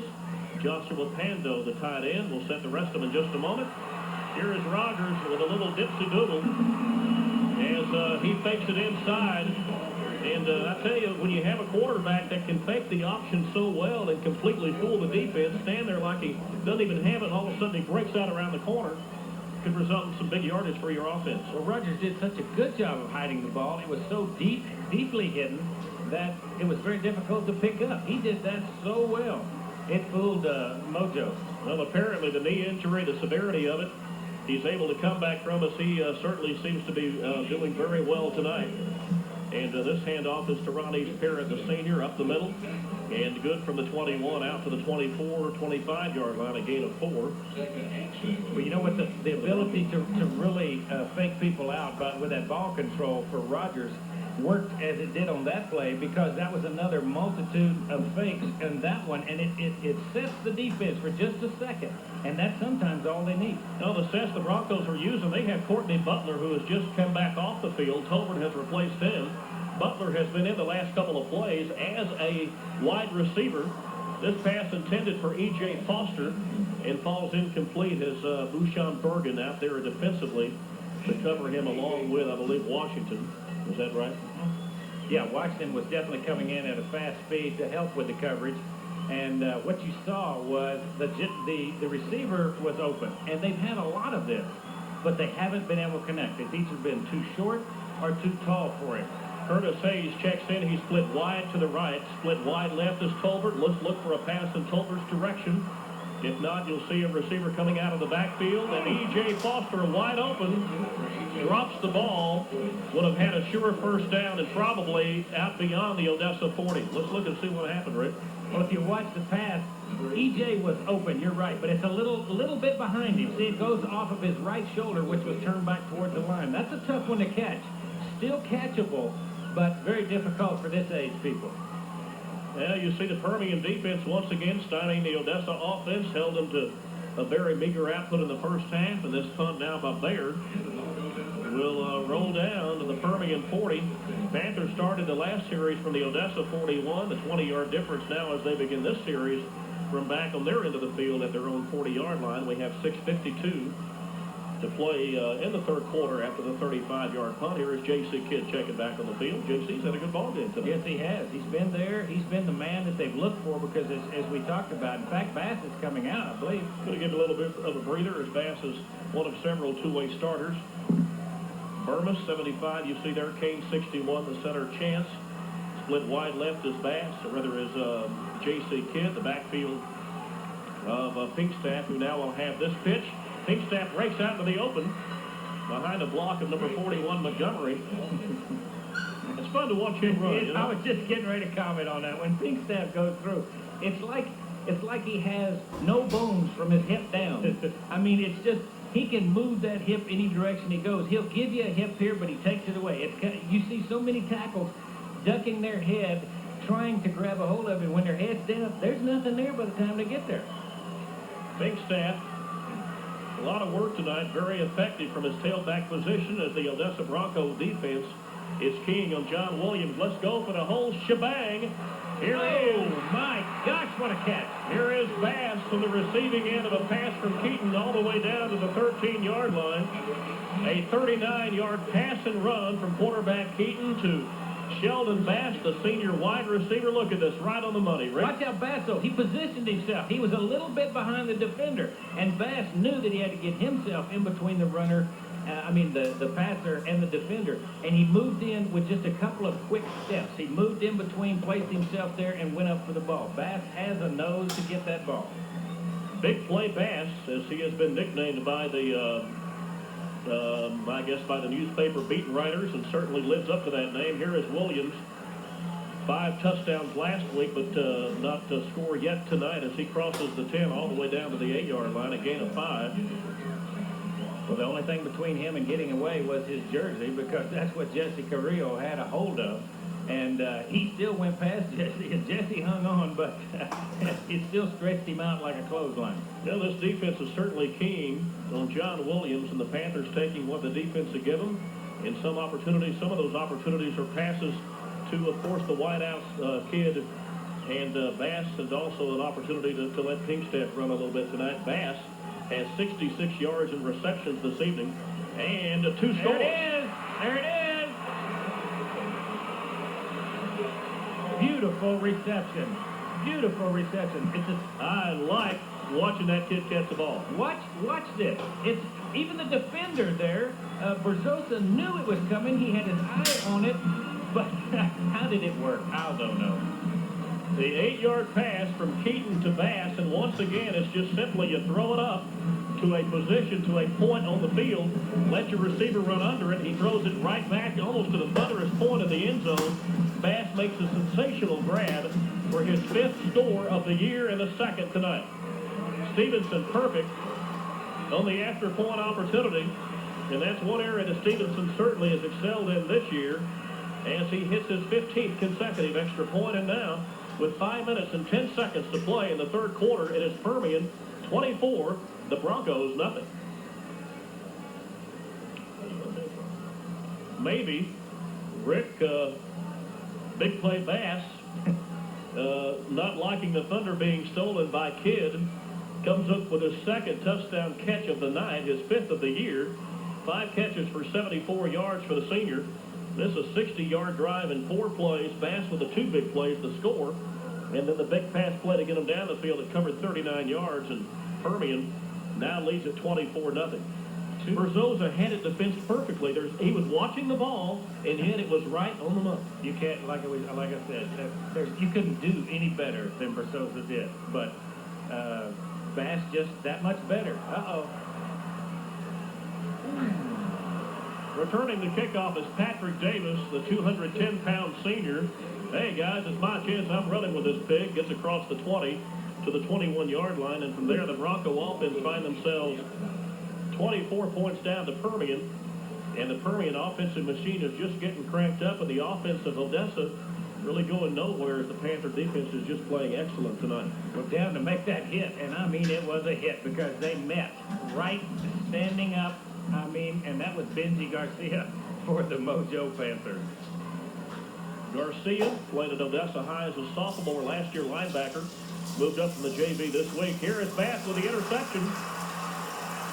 And Sheldon Bass has an open field if he can get a block. He does. Oh, here he goes. Across the 25 to the 23-yard line. Bass picks off his 5th errant pass of the year. The 12th of his young career. In fact, he was one of the top 3 leading interceptors returning this year in all of Class 5A football, and he had this one pegged all the way. Well, watch. I think it's Sanchez. There it was. Sanchez. Boom. No. Yeah, it was Sanchez that tried to make a tackle, and what he did was he helped him break out of another tackle and gain about 5 or 10 more yards. Now, the Panther defense coming up with a big play, +6 in the turnover category, and that is our first turnover of the night as Permian sets up shop at the 23. Keaton wants the whole ball of wax, and he has Bass, but can't quite make the connection. Oh, don't you know Bass, as he was sliding in the water, slamming into his face in the end zone, was saying, just 2 steps more. That's all I needed. Well, in the passing department tonight, Keaton having just a monster of a night. He's 12 of 16, 147 yards, and 3 scores. That's his best of the year. Yardage maybe not, but the 3 scores the best of the year, and really looks very sharp and crisp tonight. You'd think with the wet conditions, the ball being a little bit damp, it'd be hard to control, but Nick having a great night. Nick at night. Oh. Here is John Williams finding the corner. He will cross the 20, cuts back up, and John Williams will score from 23 yards away. He's still running. We've got to get a shot of we've already missed it. His dance in the end zone had to be a classic. Watch as Williams kind of picks his way on his tippy toes around the corner, Rick, and once that seam opens up, turns on the jet for the end zone. You can see the determination. Look at the speed he's running, though. He's running so much faster than he did before. The determination was there. It was like, this is the one. I feel it. I'm going in. He started off knowing he was going to score. If we can run the replay again in just a moment, we want to try to pick up who made the blocks for the Panthers. We believe it was Pinkstaff again that opened up the way, and Bass may have been out there to throw a clearing block for Williams. As he scores from 23 yards out, Stevenson tacks on the extra point to make it Permian 31-0, and we have 4:41 to play in the third quarter.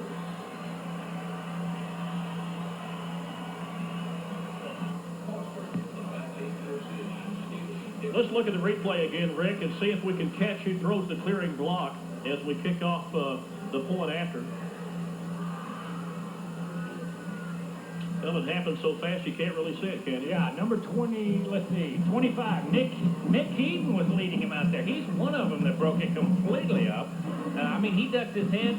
He said, I don't care about them. Of course, these kids don't care about their bodies or they wouldn't be out there to start with, but that was a beautiful block. Now, of course, the player that totes the pigskin and scores the points usually gets the press, but you can't do it by yourself. You've got to have those blocks. And Burmis and Couch and Jensen and Chance and Kane and Keaton and Pinkstaff are certainly giving that running game all the opportunities in the world, as this one goes 23 yards, and Williams still being held under 100 so far, about 86 yards here in the third quarter, early in the third quarter, and his 10th score of the year.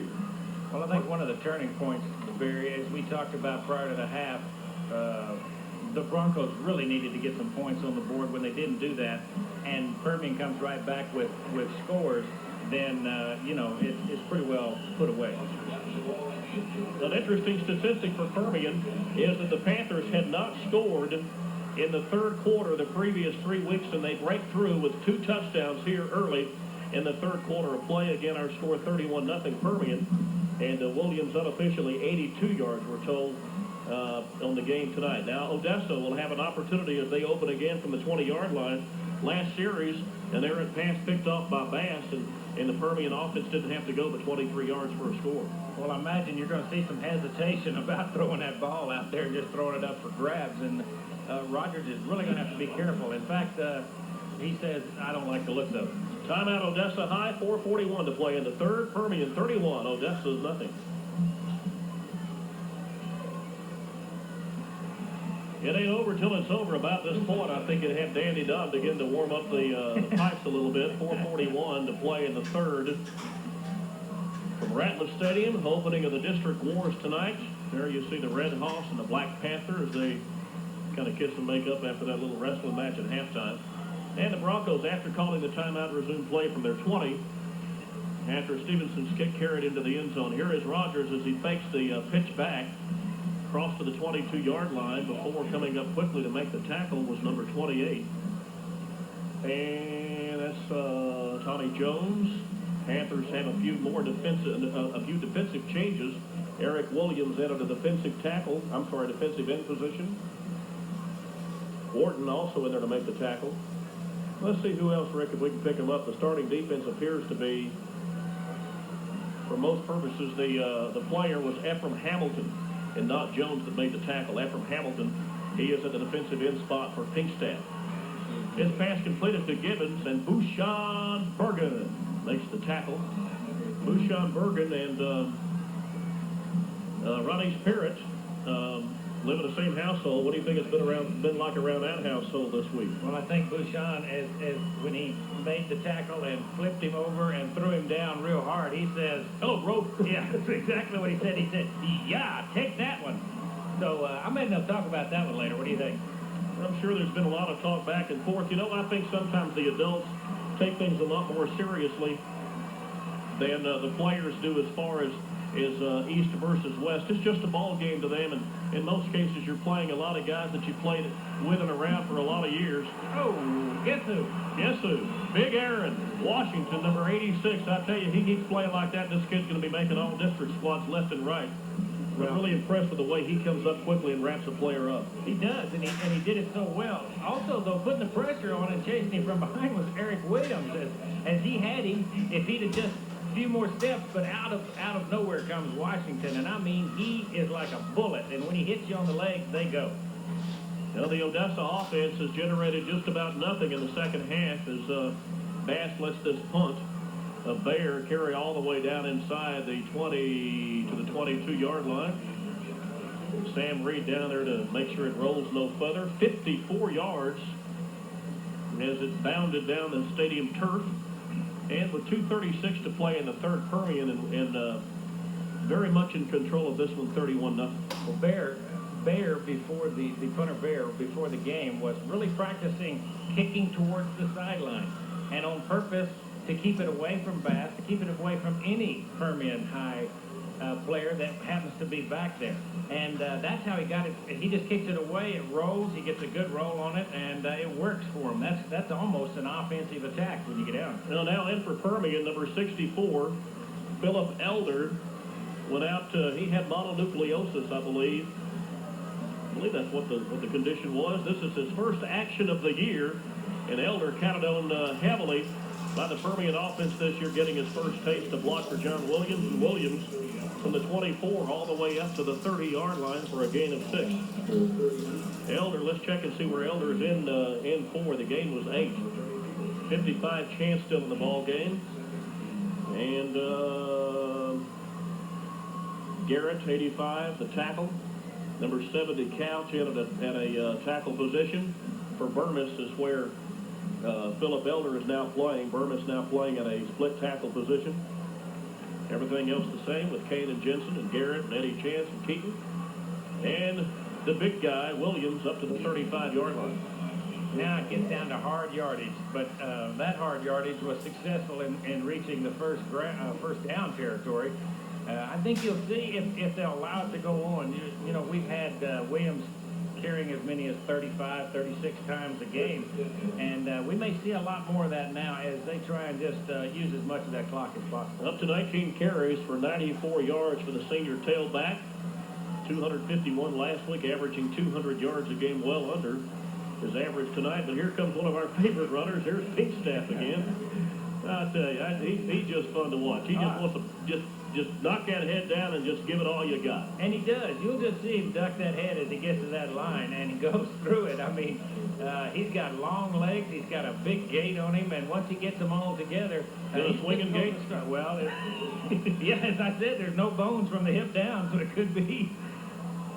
It was a 7-yard gain. Pinkstaff only had 44 yards coming in. Rick, he's got 43 tonight. I'll let you know he's loving this a little bit. Here's the quick toss out to Montgomery. Montgomery breaks free up to the 45-yard line. And should and does have it up for the Permian first. Well, Bobby Ramirez at his defensive tackle position kind of slid down the line to get a hold of Keltron, but he was trying to break it completely out. He jags, he's looking for an opening, but there was a lot of red. It's kind of like that, the old Montana 49er offense, you know, a lot of high percentage passes. Throw it to them and let the athleticism of the wide receiver pick up the big yards for you. You know, throw it out a couple of 3 yards, he can gain 15 or 20 if he can use that the moves to get free of his defensive man. Here's Keaton. He's looking for and misfires as he's intended for Montgomery up there to make the defensive play. Wayne Blackwell from the safety position, number 26. You know, that's one of the few misfires, as you said, that Nick Keaton has thrown this evening, because he's been in total control of himself and in throwing those passes. No, very methodical as we wind our way inside the half-minute mark, 29 seconds. Clock stopped with the incompletion. Nick Keaton unofficially 151 yards passing tonight on a 13 of 18 evening. Here is Williams. And Williams crosses midfield, and he will go all the way. Oh! It never fails. Maybe not. It never fails when you say that. I knew it. You put it on him. But I tell you who sprung him loose is Pinkstaff. Pinkstaff. He threw a block. Watch number 27. Boom! There goes the man and gets him around the corner. And here he goes. As you said, he could go. No, he couldn't. Well, he goes from the Permian 45 all the way down to the 9-yard line. That's 41 plus 9, a 50 plus 5, a 50, 45? Seems like it's 145. 46-yard run officially. Pinkstaff again. Here's that pass. Don't you know Brazil? Again! No! It went through. Didn't you know he hated to see that one for some How's you the poor kid's gonna have nightmares on that play. Now watch, Keltron gets back to the huddle, and Bass says, "Hey Nick, that's my play. I catch those balls." There was a flag on that play. Flag for pass interference by the defense. Here again, watch this. Just simply floats it up. And that time, I believe Berzosa got a hand in there. Yeah, he did. But he also had a hand wrapped around the Panther. Yep. First down. Now, the half the distance to the goal penalty will move the Panthers. Actually, it's where the point of contact was made. They're going to move this one down to the 2-yard line, a 7-yard penalty. On the pass interference penalty, Permian will set it up. Here's John Williams, and Williams about a half a yard short of a score. Final 10 seconds of the quarter. And all the people down in that end of the end zone, don't you know, hey, guys, we're going to see something, and all of a sudden, here we're going to walk down to the other end. We have come to the end of 3, and it's Permian in complete control tonight. Permian 31, and the Broncos nothing.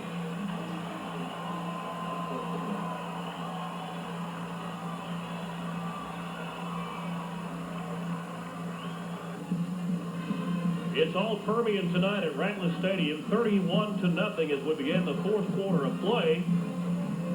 Harped a lot on the 3rd quarter being a tough quarter for the Panthers this year. They've scored twice in the 3rd quarter. Almost a 3rd score rather, in the 3rd quarter as we begin play in the 4th. Permian will have the ball from inside the Bronco 1-yard line. And who's going to carry it? Is it going to be Big Snap or Williams? I think it'll be Williams. You give your hammer, you know, when you've got the hammer, use the hammer, but Greg. You know what I like about Big Snap? I mean, he plays 2 ways, and when he's on offense, he may not carry the ball that much, but man, he'll put you on the turf, no doubt, block it. Oh, fool us. No, it was Keaton, but it's going to come back. It looked like as the Permian offensive line was just a little bit ahead of the count. Well, they tried a quick snap and to catch him off guard, and it just it was too quick. Or I should say, snap wasn't quick enough, maybe. Yeah, this streak Permian win started back in 1964. It looks at this point as if it will continue for 29 consecutive years. As the Permian offense and defense just too tough on this particular night for the Broncos. Well, they've been too tough on most nights so far this season. They have played some great football, and they keep showing up, and they get tougher and tougher. They're building. They're not even at their peak, I don't think, yet, Barry. Adam Hamilton down in for the Panthers. You can see him split wide left. Here is Williams as he tries the corner. Block. This is the 8th play of the drive, and Williams will cross the goal line for the Permian score.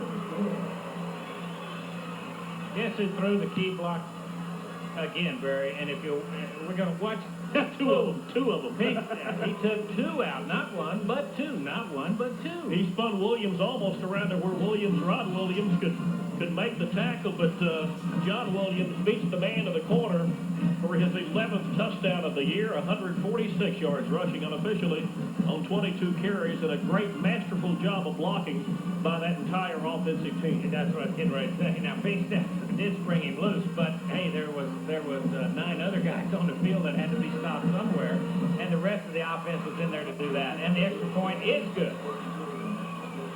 And so, with 11:53 to play in tonight's ball game, Permian, with their biggest offensive output of the year, up their lead over the Red Hosses of Odessa High to the count of Permian 38, Odessa 0.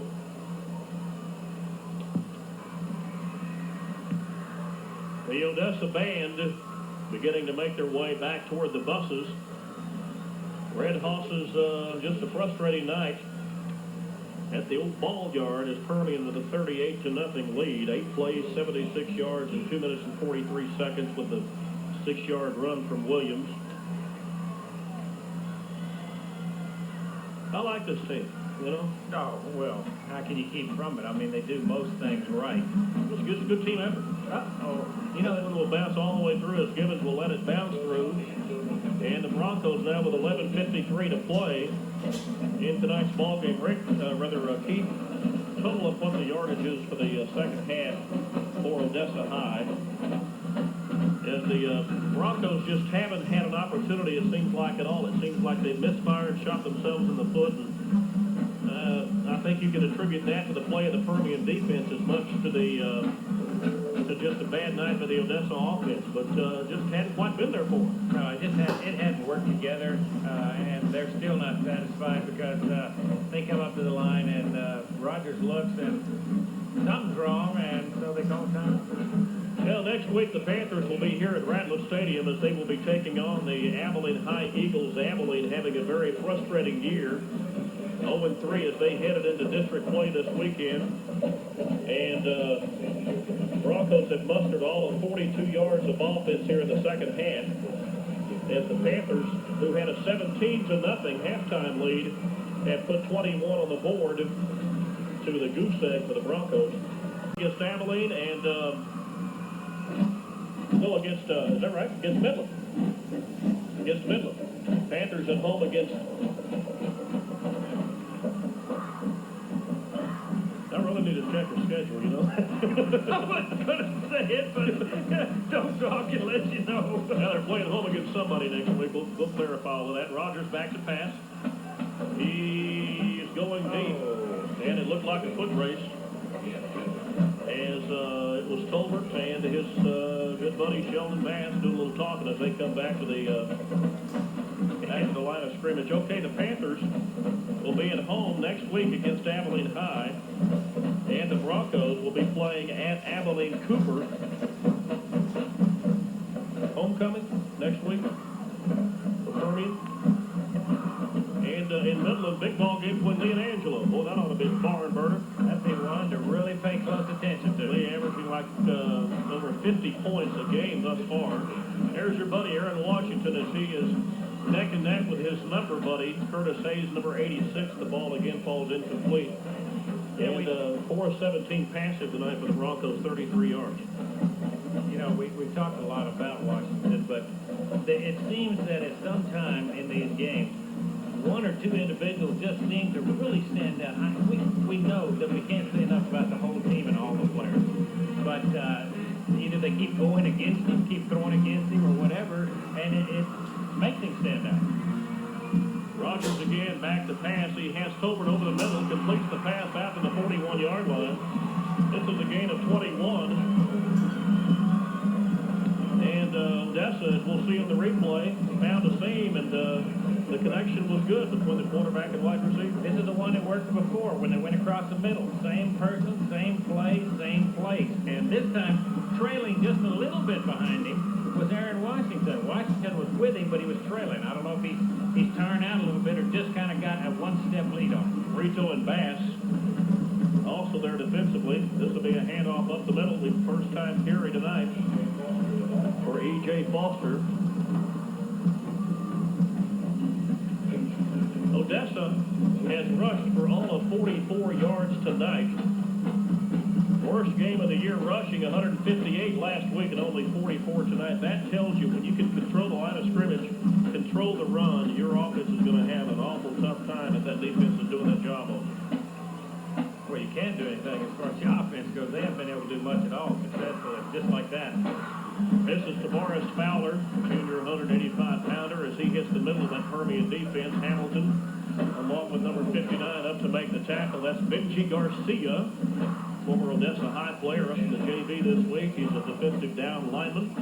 Panthers have been hit by some injuries there in the middle, and Benji Garcia may be counted on to pull some weight. Have you ever asked yourself as many times as the Panthers come up against a team that outweighs them on the line, offense and defense, how they're able to still succeed on defense and offense against these bigger boys? Now it's 3rd and 6 as this pass is completed to Curtis Hayes. It looks like it will be well short. Well, I say well short, maybe 2 yards short of the Broncos' first down. Only 2 first downs in the second half of the Broncos.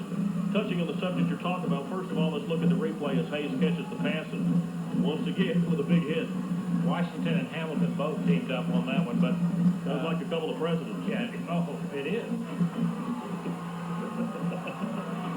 No reply. Now, really, Rogers has to cross the 50 rather, to the 49-yard line of Permian for the first. And it looks from here as if he has enough. You ask about how Permian week in and week out being outweighed can continually control that line of scrimmage. A lot of it, and I'm sure most of it, has to do really with just technique. Good coaching, good technique, knowing your position, knowing that if you take, you don't have to worry. It's not, you don't worry about what the other guy next to you is doing. You take care of your man, knowing he will take care of his, and that together works as a unit in and week out, allows Permian to control most games and control the tempo of most games.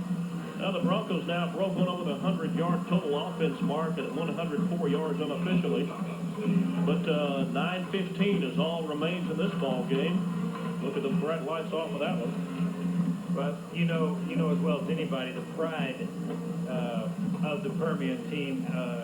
I haven't seen another team in my many years of watching high school football that carries the pride and the feelings that the Panthers do, and I think that's another part. They're very proud of what they do and what they can do.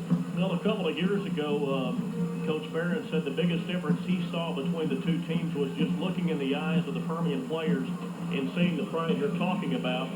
And he said that's the biggest difference. They walk on the field and they expect to win, and more often than not, they do. This pass intended for Tony Bass. Ball's incomplete. And, there's a lot of tradition at Permian High School that are on these players' shoulders. Yeah. This particular streak, I know that it's been kind of downplayed this week in the media and in the newspaper and the coaches and stuff. Now 29 years and counting. I mean, this streak has been going on for, about 11 years, more than most of these players have been alive. Oh, of course.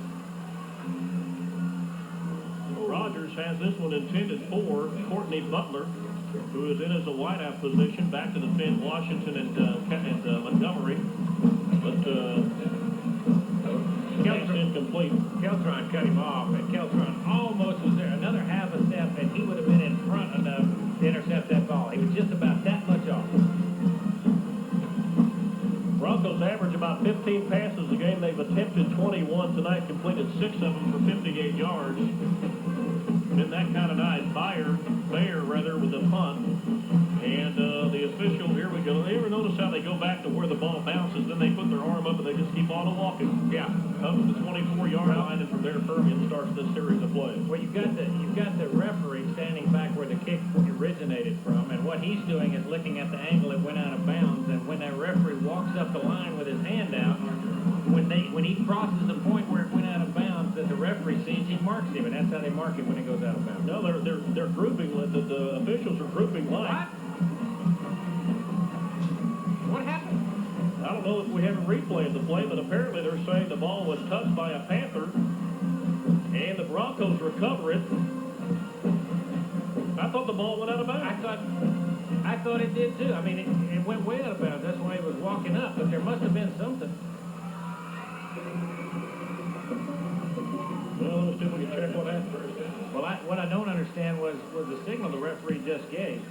But, I didn't know if he was saying the Pledge of Allegiance or not, but whatever it is, the Broncos have come out with this one.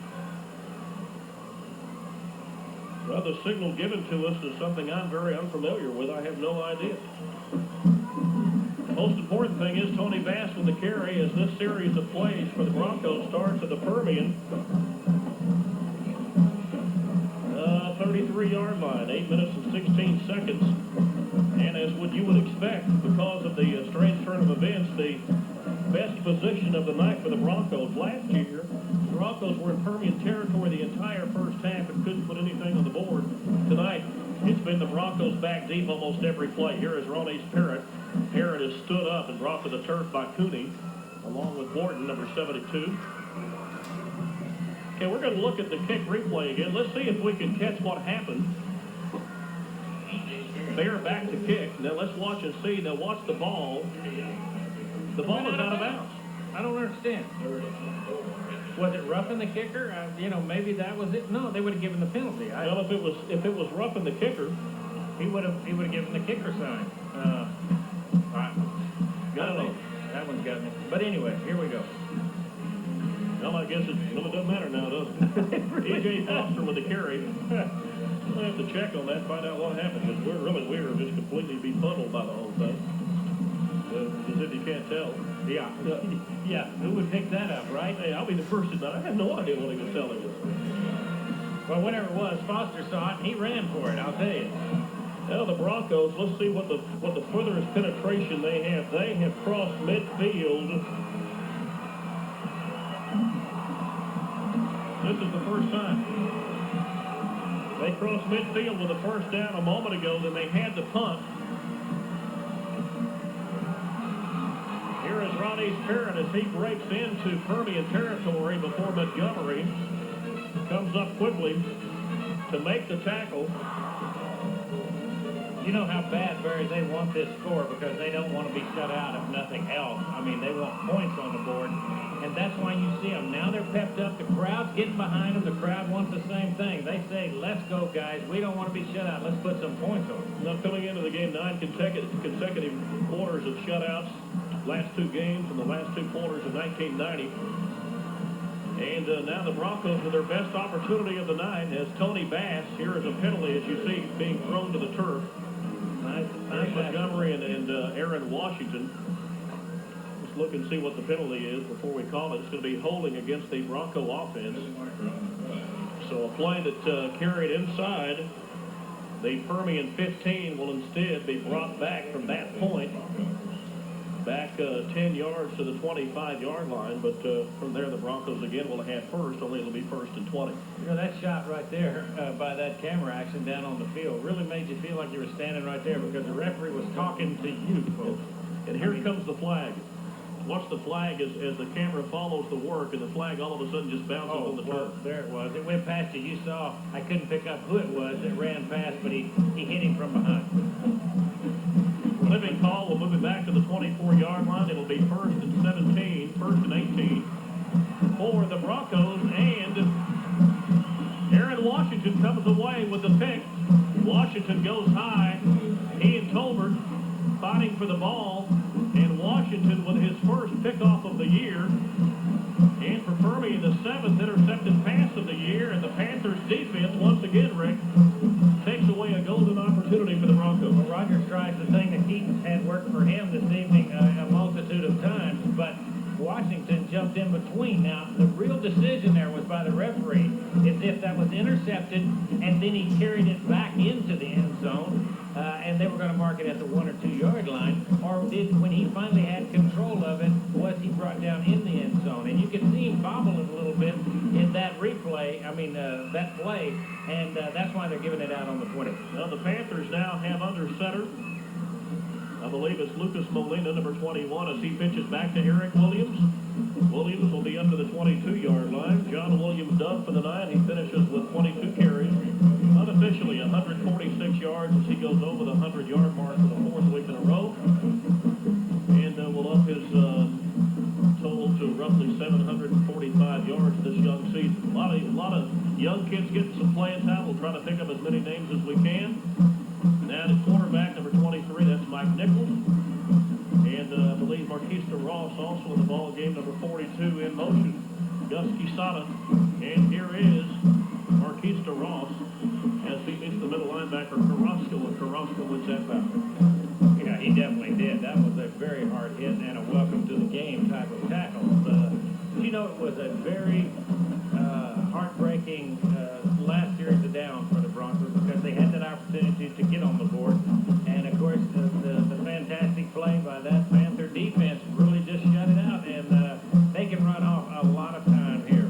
Ryan Ratliff in at fullback position. You see in the slot, number 34, Eddie Rogers. Split wide right is Jeremy Rutledge as Molina rolls out and finds number 24, C.C. Harris. And Harris has the grab. His first of the season. This will be up to the 28-yard line, but will fall about, after the 6-yard gain, will fall about 2 yards short of the first. Let's go back to the interception play by Aaron Washington and watch how he goes up with the ball and just takes it away from him. Watch. See, he's going to bobble a little bit because he was hit again by his own man, Keltron, and he bobbled it just enough and fell into the end zone, so he didn't have control until he went down in the end zone. Well, as you know, any defense that wins the turnover battle more often than not also wins the game, and the Panthers winning that, in fact every phase of the game tonight. This punt will carry down to the 40-yard line. 40, unofficially about the 40-yard line. It's number 55, Chance. Puts the men around at the 31-yard punt. Means the Broncos will start this series to play with 4 minutes and 27 seconds from near midfield. The Broncos haven't given up. They win.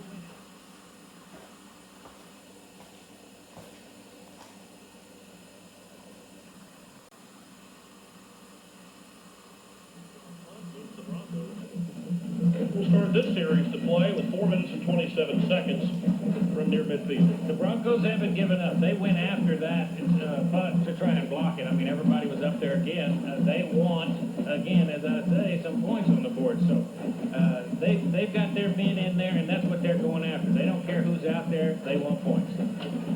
It'll be the first bunch, basically, for the Broncos tonight. Aaron Rodgers, Keaton finishes tonight 13 of 18, 151 yards and 3 scores. Another great night at the office for the senior quarterback for Permian. Here's the pass out to Gibbons, and there to make the tackle is Rory Couch, the sophomore, number 60. Rick, see if we can pick up some more of those defensive guys. That's what I was trying to pick up. I think we've got Ryan Williams is in there. We've got Jeremy Rutledge is out there. We've got Mike Nichols. We'll try and pick up as many as we can as we get the chance to do that. C.C. Harris is out there. Rutledge at a safety position along with Nichols. And the quarterback again, Aaron Rodgers, as Gibbons goes in motion. The handoff here to the fullback. Rather, that's to the tailback, number 35, Bobby Thomas. We've got Richard Acosta out there, and he made the tackle along with Matt Mason. He's in the game for the Panthers and was there to help on that. We've got Kevin Hubbard. He's in the game this evening on defense, trying to make sure that the Broncos don't put any points on. Thomas, the 9th player to carry the ball for the Broncos tonight as they continue that trend of using almost everybody in the backfield. Here is Thomas. Nice. As he tries to get around the corner, but of course up there to quickly put the stops on him is Tommy Jones. Jones, a 5'3", 131-pound junior. Well, helping him was Bushan Bergen. They strung it out. Hey, look at Bergen, 201. I tell you, put those two guys together. Mercy sakes alive. Let's see. We may have said some. Yeah, I did talk about CC being out there. And number 74, Richard Acosta is there. Up on the line. Big Richard coming in at 188 pounds. 4th and 3 for the Bronco offense from near midfield, the 49. Here is Tavares Fowler. Fowler will have the first as he barrels up to the 45-yard line. He's a 185-pound junior. A lot of underclassmen for the Broncos. Courtney Butler, who saw some playing time earlier, a junior. Keith Gibbons, a junior. Bass, a junior. Fowler, a junior. Vanagas, a junior. Garcia, a junior. Sanchez, a junior. A lot of these guys going to be back next year and going to give it another shot. Well, you can see that the crowd's kind of beginning to thin out a little bit on the far east side. Sotello's in there. Frank Sotello. Rodgers again under center. Here's E.J. Foster with a delay as he runs through the line. And Foster in the game will be all the way down to the 30-yard line, a gain of 15 for E.J. Foster. Let's watch the replay as the delay got him through that initial front 7 and back into the Permian defensive backfield. Well, watch who ends up making the tackle, and I believe it's Jeremy Rutledge, and it's a delay handoff, and number 10, that's E.J. I want to say J.E. for something, but it didn't sound right. Here goes. Pass intended for the quarterback turned wide receiver, Courtney Butler. And up there defensively is, again, number 12, Rutledge, and C.C. Harris. Also, Ryan Williams back there defensively. Rutledge, there's a name we may hear a lot more throughout the season, a transfer student in from Kentucky. A senior, this will be his only opportunity to play for the Panthers. Came in, I believe, during the summer. Became eligible through the UIL system and is playing tonight. Getting his first extensive action. Here is a quick pass. Oh! And the receiver looking Mr. Katz right in the eyeballs, lets the pass go away and just kind of sits on the turf. Well, do you blame him? I mean, when you look up and you know you're going to hit anyway, why do I want to try and catch the ball? Why don't I protect myself first and just let the ball go on? Now the Patterson twins have come into the ball game. Gary Patterson, number 78, in a defensive tackle position. 250-pound, 5'8" senior. Little guy. There's Rogers. And Rogers again with a handoff to Tavares Fowler. Heatla for that set of downs, and he's the one who made the tackle.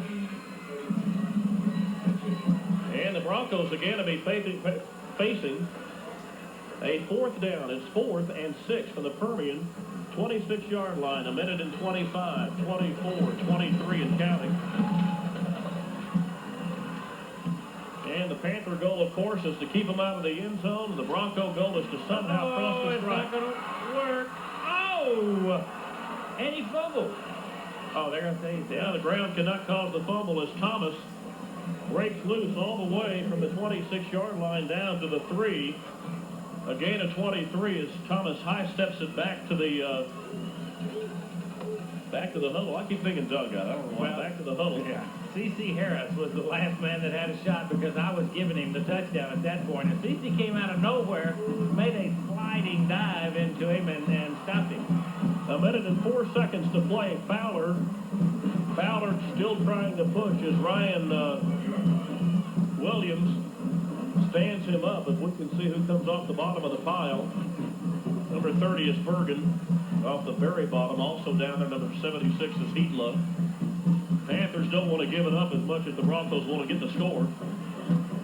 We're going to look at the long run again after this. Let's look at the replay right quick. And here is Thomas in the play that took him down to the 2-yard line. There he is, see? Odessa's in. And while we were looking at the replay, the quarterback, Aaron Rodgers, simply took the hide and tucked it away and scored. We'll show you the replay of that play that got the Broncos on the board with 31 seconds to play in the ball game. Well, you know, that was their goal. That's what all they had left in this game, with very little time left, was to put points on, as we've talked about. And that was very important to them. Very important that they at least get something up there.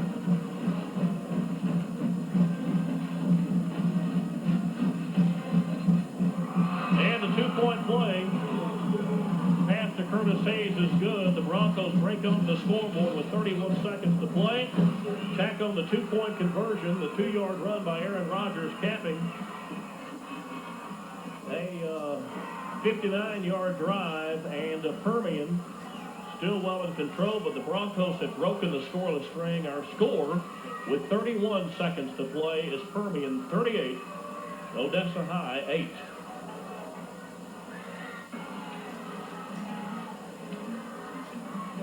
Three minutes and 57 seconds on that drive to cover the 59 yards. And for pride or whatever the fact is, the Bronco offense did manage to get across the end zone.